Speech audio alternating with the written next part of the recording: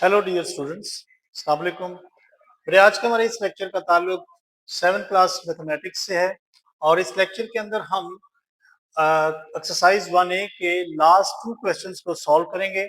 तो यहाँ पर क्वेश्चन नंबर 5 आपके पास हमने लिखा है, classify the following pairs of set as disjoint और ओवरलैपिंग, इक्वल्स और इक्विवेलेंट।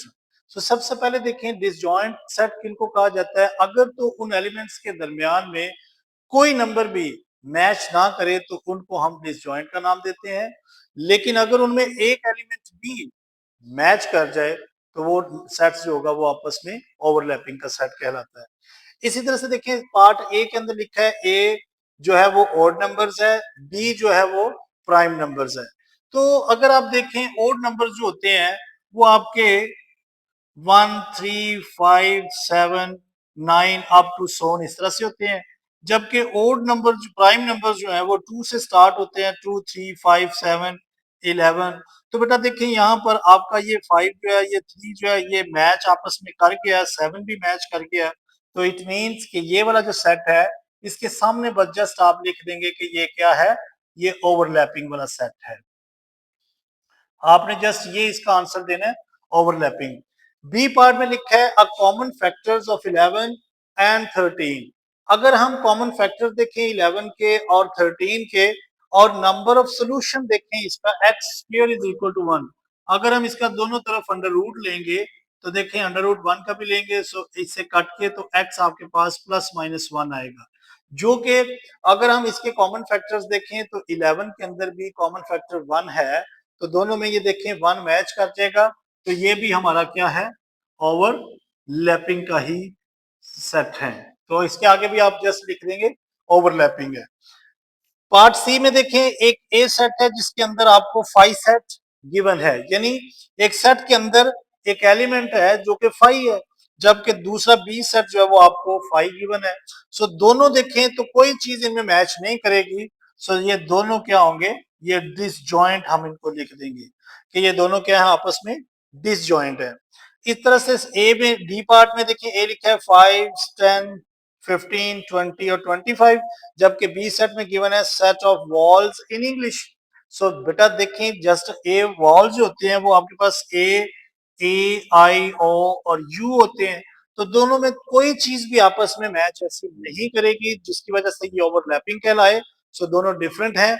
सो इस वजह से हम इसको भी लिख देंगे कि ये भी कौन सा सेट है, ये डिसजॉइंट सेट है।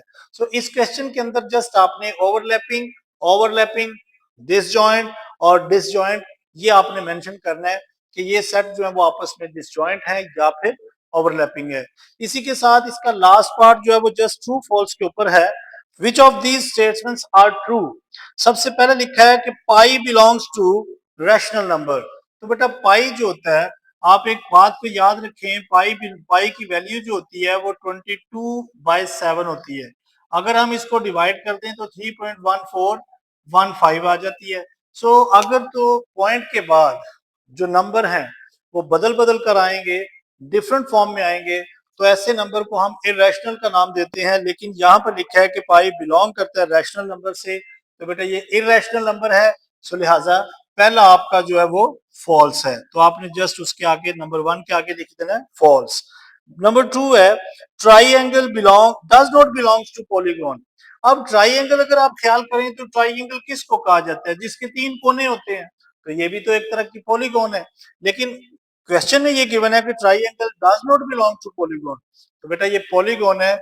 ये भी आपका पार्ट 2 जो है ना ये भी फॉल्स है, क्योंकि ये बिलोंग्स टू पॉलीगॉन है। क्वेश्चन नंबर 3 में लिखा है 2009 जो है does not belongs to leap year. तो ये बिल्कुल ठीक है, अगर आप इसको देखें 2009 को अगर आप कैलेंडर निकाल के देखेंगे तो वो लीप ईयर नहीं था।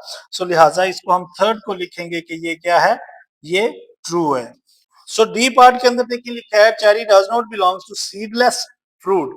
लेकिन चेरी के अंदर तो एक छोटा सा उसका बीज पाया जाता है, सीड उसका पाया जाता है, इस वजह से ये भी आपका जो है वो ट्रू है, क्योंकि चेरी जो है वो सीडलेस फ्रूट नहीं है, वो सीड वाला फ्रूट है। तो इसको हम लिखेंगे ट्रू है, क्योंकि वो सीड उसके अंदर पाया जाता है। इसी तरह से इसका लास्ट पार्ट ई है कि cat does not belongs to 3 legged animal. तो बेटा कैट की अगर देखें तो 4 टांगे पाई जाती हैं, यहाँ पर लिखा हुआ है कि 3 लेग्ड एनिमल से वो बिलोंग नहीं करता, तो ये ई वाला पार्ट भी आपका ट्रू है। तो यहाँ पर हमारी आज की जो एक्सरसाइज है वो खत्म हो चुकी है। इसका एक-एक पार्ट हमने बखूबी तमाम लेक्चर्स के अंदर कंपोज किया। तो बेटा लेक्चर अगर पसंद आता है तो लाइक जरूर किया करें और ज्यादा से ज्यादा अपने दोस्तों के साथ शेयर किया करें। इंशाल्लाह नेक्स्ट लेक्चर्स के अंदर हम इस बुक के दूसरे पार्ट्स को भी कंप्लीट करेंगे। अपना बहुत ख्याल रखिए। Take care, bye bye, God bless you all.